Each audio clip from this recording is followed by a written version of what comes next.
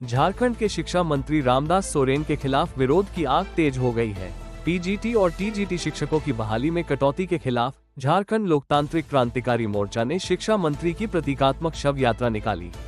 आंदोलनकारियों ने चेतावनी दी है कि यह तो सिर्फ शुरुआत है। पीजीटी और टीजीटी शिक्षक बहाली में कटौती के विरोध में जमशेदपुर के फूल डूंगरी चौक से झारखंड लोकतांत्रिक क्रांतिकारी मोर्चा के कार्यकर्ताओं ने शिक्षा मंत्री रामदास सोरेन की शव यात्रा निकाली। इस प्रदर्शन का नेतृत्व पार्टी नेता और घाटशिला से पूर्व विधानसभा प्रत्याशी रामदास मुर्मू कर रहे थे। उनके साथ महिला मोर्चा की सदस्याएं और प्रमंडलीय नेता भी शामिल रहे। रामदास मुर्मू ने आरोप लगाया कि राज्य सरकार और शिक्षा मंत्री की लापरवाही के चलते शिक्षकों की बहाली की संख्या लगातार घट रही है। उन्होंने कहा कि जब प्रदेश की जनसंख्या बढ़ रही है तो स्कूलों की संख्या में भी बढ़ोतरी होनी चाहिए, लेकिन सरकार इस ओर आंखें मूंदे बैठी है।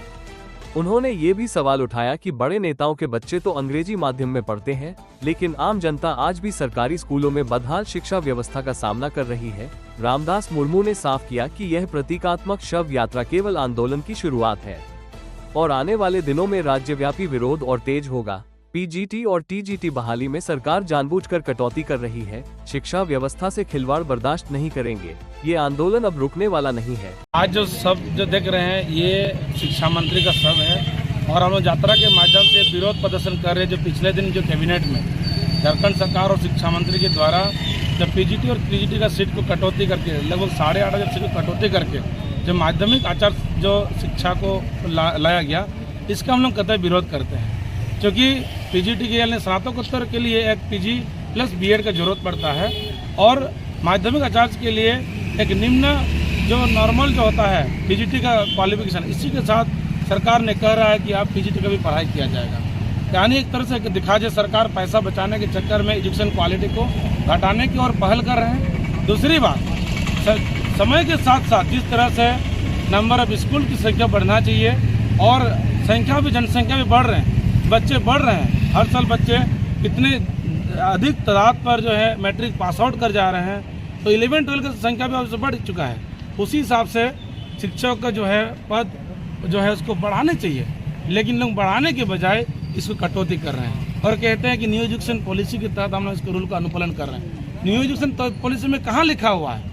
उनमें साफ साफ लिखा हुआ कि एक क्लासरूम में यानी एक टीचर में 30 बच्चों का रेशियो होना चाहिए ताकि संपूर्ण रूप से सभी को गाइड कर सके। लेकिन ये लोग उनके विपरीत में काम कर रहे हैं और शिक्षा व्यवस्था को झारखंड में इंडायरेक्टली खत्म करने का पूरे कोशिश पर है। अपने बच्चों को तो इंटरनेशनल स्कूल में पढ़ाते हैं, कॉन्वेंट में पढ़ाते हैं, बड़े बड़े प्राइवेट स्कूल में पढ़ाते हैं, लेकिन जो सरकारी स्कूल में गरीब और मजदूर के बेटे बेटी लोग जो स्कूल जा रहे थे, ये भी इन लोगों से देखा नहीं जा रहा है। लोग चाहते हैं सभी हम लोगों के पीछे रहे और अनपढ़ राज्य बनाने का लोग जो टारगेट कर रहे हैं, इसका हम लोग कतई विरोध करते हैं।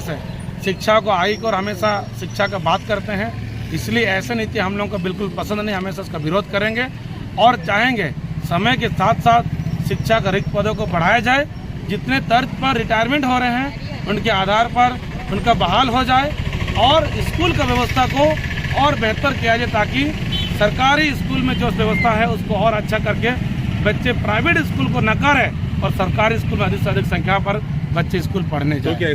इंडायरेक्ट सोशल मीडिया के माध्यम से कई बार उनका कटाक्ष किया गया, विरोध भी किया गया, लेकिन कहते हैं ना समझदारों को इशारा काफ़ी है।